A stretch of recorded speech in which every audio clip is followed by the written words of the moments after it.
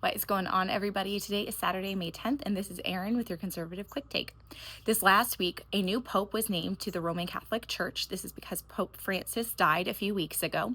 I am not personally Catholic, so if I get any of these facts incorrect, please let me know in the comments below because I don't want there to be any misinformation out there about this.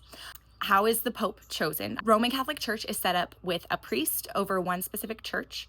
Over a number of churches in a region is a bishop. This region is called a diocese.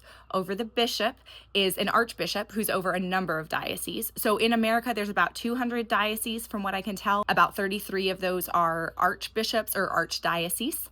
And then from the bishops and archbishops, the Pope names about 120 men to be cardinals. And these cardinals are from all across the world, and they are the College of Cardinals, and they're just kind of the advisors to the Pope.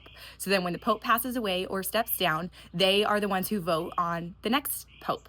Who can be the Pope? Technically, any man who is baptized into the Roman Catholic Church can be the next Pope, but it's usually from that College of Cardinals. They all vote, and then the Pope is named once there is a 2/3 majority.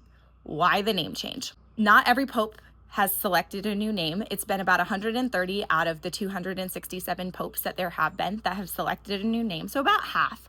But it goes back to Catholic tradition in that Simon Peter was an apostle of Jesus Christ, is believed to be the first pope of the church. He was given a new name by Jesus. He was originally Simon, and then Jesus renamed him Peter and said, "On this rock I will build my church." Okay, so this is where that tradition of choosing a new name has come from. This new pope, he is now Leo the 14th. What does this mean? Well, most men who become pope then select their name based on a previous pope or some figure in the church. So Pope Francis, interestingly enough, he chose a name that had never been used as a pope before, but is after Saint Francis, who focused a lot of his time and life and effort on charity and the simplicity of life. So then you can kind of see that in Pope Francis's life.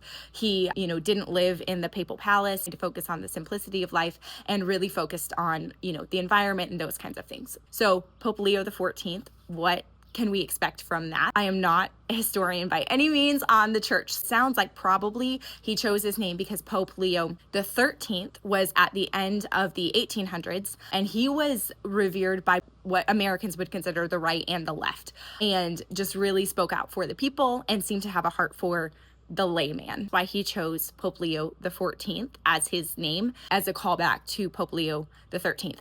Obviously, there have been 12 other Pope Leos, so maybe it's a callback to one of those. We don't really know for sure. I did not do a deep dive on all of the history of all of the Pope Leos, but there you have it.